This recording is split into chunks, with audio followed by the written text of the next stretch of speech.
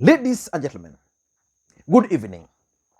The Deputy President, Dr. William Ruto, is laying an elaborate strategy to lock out President Uhuru Kenyatta and Raila Amolo Odinga out of Nairobi politics in the upcoming general election. And the question which most Kenyans are asking is whether the Deputy President is going to succeed. Because if you follow the politics of Nairobi, in 2007, ODM party under Raila Amolo Odinga defeated Mwai Kibaki in Nairobi. In 2013, again Raila Odinga defeated President Uhuru Kenyatta in Nairobi. Again in 2017, Raila Amolo Odinga defeated President Uhuru Kenyatta in Nairobi. I'm talking of the presidential results. So it has always been a straightforward affair. Raila Amolo Odinga versus the Kikuyu or the larger Mount Kenya region. In this election, it's going to be a bit different because President Uhuru Kenyatta, who is a Kikuyu, is not going to run. And we are going to have William Ruto, a man whose tribe, the Kalenjin community, cannot be talked of much as far as Nairobi politics is concerned. But the Deputy President is controlling the Kikuyu nation. And Nairobi has been proving to be a bit tricky for the Deputy President.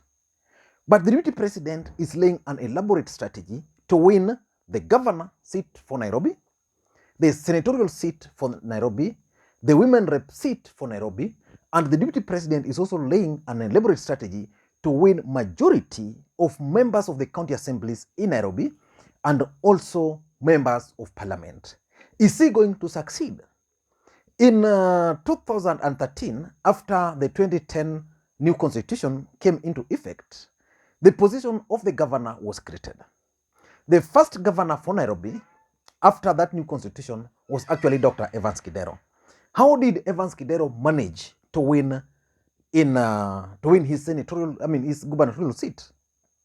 The strategy was very simple then. What happened was that Kidero banked on the Luya votes who were in NASA, in court by that time, the Luo votes, and also he kind of managed to win the support of the elites. People believed that Kidero was the man for Nairobi. So he won. And of course, he had a Kamba running mate, which brought on board the Kamba votes.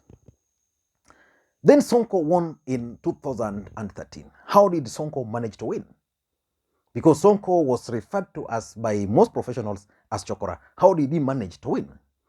Sonko managed to win because, number one, there was the Kikuyu votes, which he managed to put together. So the Kikuyu votes, then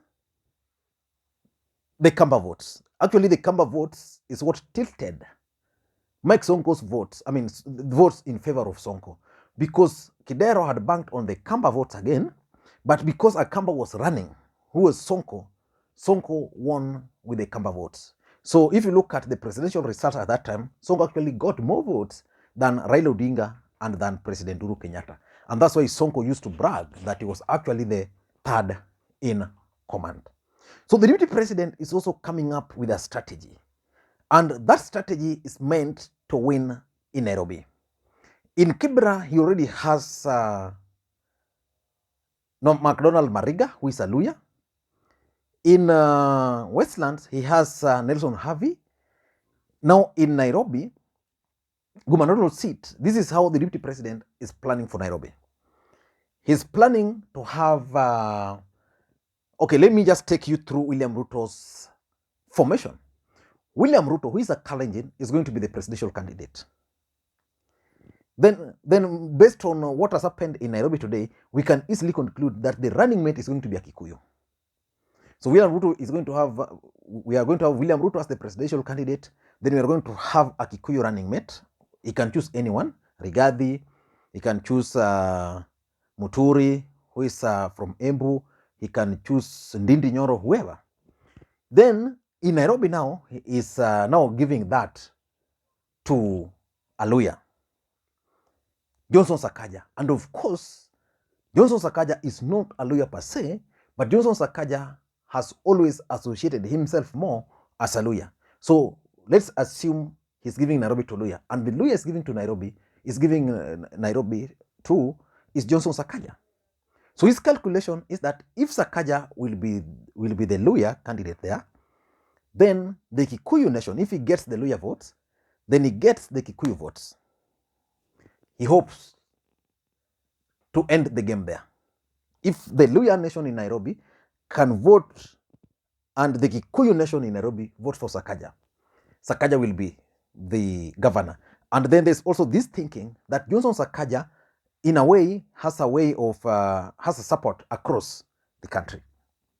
So he believes with that arithmetic, he will easily manage to make Sakaja the governor. Then he's coming now to the Senate and now telling the Kikuyus that you have the Senate now. So the Senate is now giving it to Margaret Wanjiru. What I don't know is whether Kenyans have, the perception of Kenyans about Wanjiru has changed. So he's saying Wanjiru, who was a Kikuyu running for the gubernatorial seat, now going for the Senate. Then he's coming down to Millicent Omanga, a Kisii, for the women rep. I don't know his game plan for the deputy governor, but if you ask me, for the deputy governor, if you ask me, the fact that Kikuyus will not have a running mate, will have a running mate, they might not be given the deputy governor. So I'm foreseeing a situation where William Ruto will give Sakaja a Kamba running mate. So his formation is complete. He hopes to use the Kamba votes, the Luya votes, the Kikuyu votes, and the Kisiis to make Sakaja governor and for that ticket to win. Do you think that ticket will be able to win in Nairobi? That's the question. Why is Nairobi important? Nairobi is important because, number one, it is the capital city of the country. So every other activities are centered in Nairobi. Do you know why Kidero was never elected? Most people think that Kidero was never elected. Of course, Kidero was rigged out, but Kidero also annoyed majority of ODM supporters or NASA supporters, people who voted for him, because Kidero assumed that being the governor of Nairobi, then he needed to be that Kenyan. Unknown to him, Kenyan politics is not like that. So majority of ODM supporters felt that Kidero really frustrated ODM party.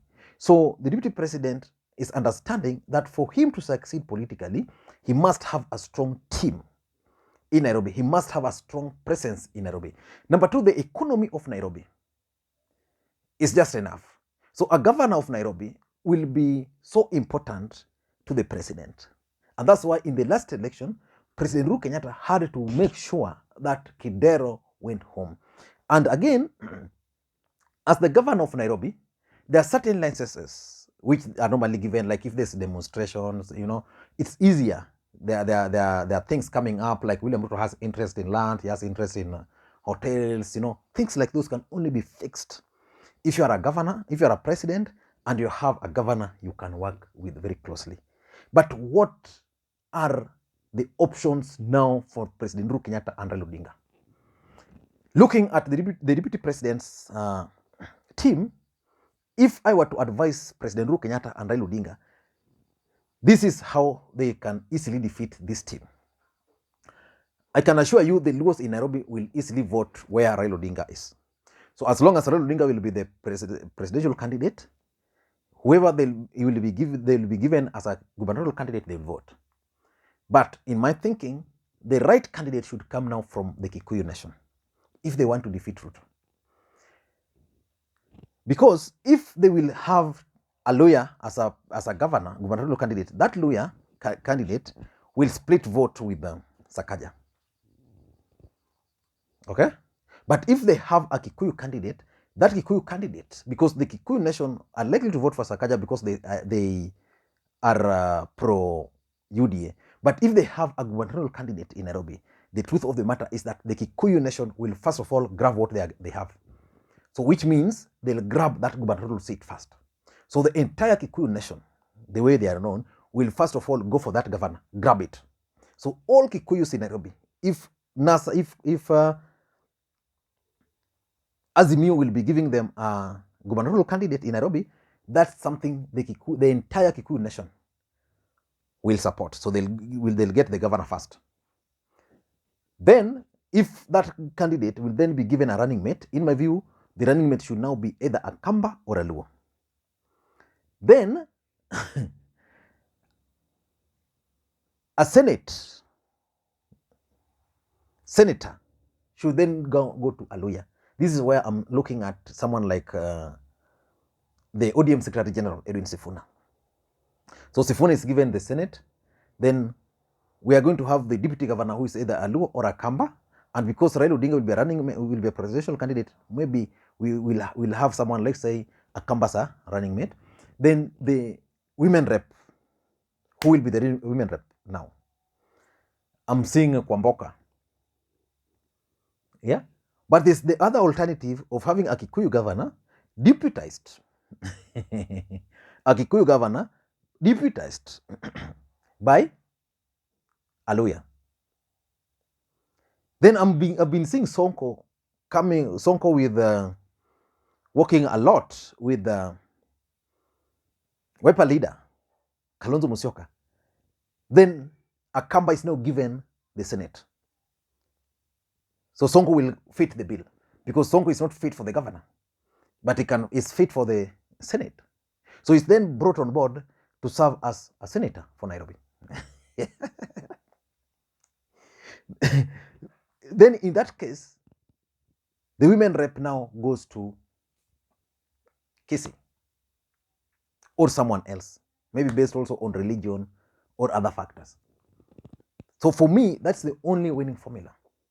Otherwise, if you ask me, in that aspect, the deputy president has tried, because managing to convince Margaret Wanjiru, who had campaigned that long, someone who's been in Nairobi politics for long, to drop out at last minute is not an easy task. I don't know what you think. Let me hear your thoughts on this. Do you think William Ruto will be able to lock Uhuru and Raila in Nairobi? Thank you guys. Wacha niende nitafute mafuta. Fuel is a problem, so I have to go and line up for the next 3 hours because tomorrow I have to go somewhere. Thank you guys. May you have a good day.